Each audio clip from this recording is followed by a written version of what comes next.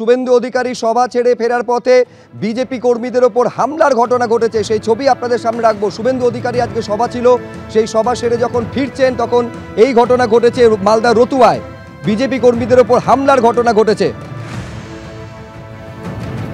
করুণাময় সিংহ আমাদের প্রতিনিধি আরো বিস্তারিত বলবেন। করুণাময়, কোথাকার ঘটনা, কারা হামলা চালালো, কি অভিযোগ বিজেপির? দেখো, মালদা উত্তরের তৃণমূল প্রার্থী বিজেপি প্রার্থী খগেন মুর্মু, তার সমর্থনে বিরোধী দলনেতা শুভেন্দু অধিকারী সভা ছিল মালদার রতুয়ায়। সেই সভা থেকে ফেরার পথে হামলা চালানো হয় বিজেপি নেতা কর্মীদের উপর। যেটা বিজেপির অভিযোগ যে গাড়ি থামিয়ে সেই গাড়ি ভাঙচুর করা হয়, বাঁশ লাঠি দিয়ে মারধর করা হয় বিজেপি নেতা এবং কর্মীদেরকে। তোমাকে বলে রাখি, শুভম স্বর্ণকার বিজেপি যুব মোর্চার সম্পাদক, তার মাথা ফেটেছে বাসের আঘাতে। আড়াই জায়গা স্বাস্থ্যকেন্দ্র, সেই স্বাস্থ্যকেন্দ্রে চিকিৎসা দিয়ে রয়েছেন 6 জন বিজেপি নেতা কর্মী। এবং বিজেপির তরফে অভিযোগ করা হচ্ছে পরিকল্পিতভাবে শতাধিক তৃণমূল কর্মী সমর্থক তারা বিজেপি নেতা কর্মীদের উপর হামলা চালায়, যদিও হামলার অভিযোগ অস্বীকার করেছে তৃণমূল। সুব্রজিৎ, একেবারে সেই ছবি আমরা দর্শকদের দেখাচ্ছি। রতুয়ার সভা ছিল, সেই সভা থেকে ফেরার সময় হামলা চালানো হয়। একাধিক বিজেপি নেতা তারা আক্রান্ত হয়েছেন বলে অভিযোগ। মাথা ফাটলো উত্তর মালদার যুব মোর্চার সম্পাদকের।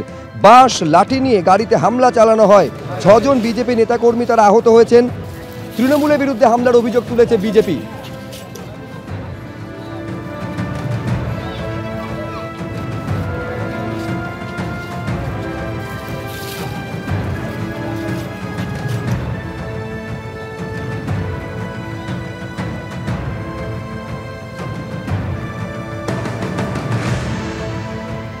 আমাদেরকে এলো কথারই মারধর করা হয়, ম্যাজিক থামিয়ে ম্যাজিকের উপরে বড় বড় বাস দিয়ে মারা হয়। আমি স্কুটিতে ছিলাম, আমার সাথে আরেকজন ছিল।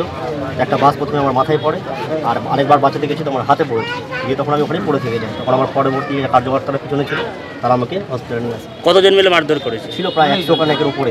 কারা এরা? তৃণমূলের দুষ্কৃতীরা ছিল, গুন্ডা বাহিনী।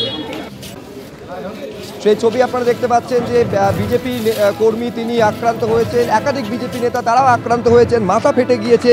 এবং এই গোটা ঘটনায় অভিযোগ তোলা হচ্ছে তৃণমূল কংগ্রেসের দিকে। 6 জন বিজেপি নেতা কর্মী তারা আহত হয়েছেন বলে দাবি করা হচ্ছে। তৃণমূলের বিরুদ্ধে হামলার অভিযোগ তুলেছে বিজেপি, যদিও যাবতীয় অভিযোগ অস্বীকার করেছে শাসক দল।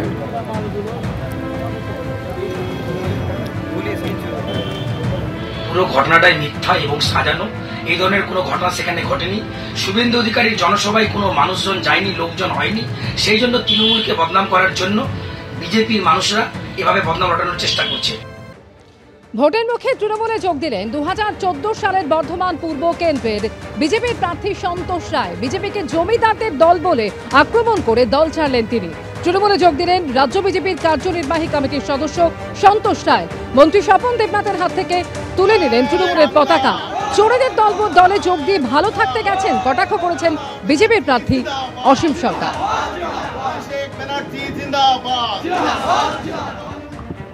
2014 পর থেকে অটল আদবানির বিজেপি আর নেই।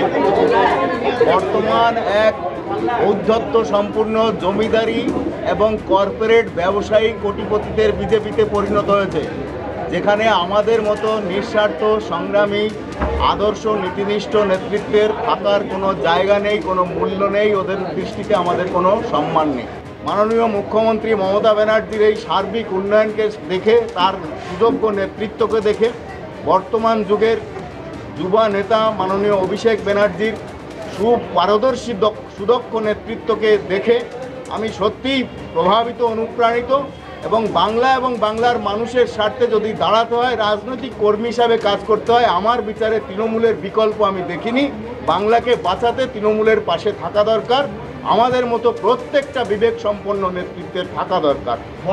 কাকে খোঁজে বিষ্ঠা কোথা, কোকিল খোঁজে মিষ্টি, যার যাতে হয় ইষ্ট পূজা সেই দিকে তার দৃষ্টি। চাতকের মন কখন বৃষ্টি, 3 পাখি সন্তুষ্ট তিনি, যেভাবে যে ডুব দিয়েছে সেই সেভাবে তত্ত্ব জানে। তা কি বলে কয়ে বোঝানো যায়, না বুঝলে তার আত্মজ্ঞানী, তাই না? এই জন্য সন্তোষবাবুর বিষ্ঠায় রুচি, তাই পদ্মে অসন্তোষ, তাই পদ্ম ফেলে চোরের দলে গিয়েছেন সন্তোষ।